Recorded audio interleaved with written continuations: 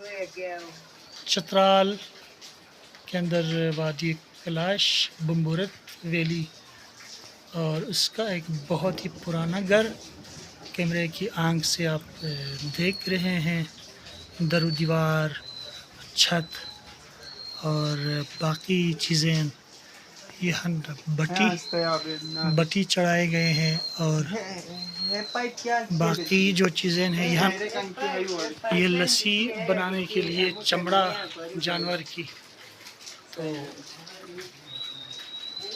और ये आप अंदाज़ा लगा लिए दूसरे मंजिल है, दूसरे मंजिल से ये नीचे रास्ता जा रही है, और ये लोग हैं यहाँ कोई इनके वोकेशन हो यहाँ इकट्ठे होते हैं।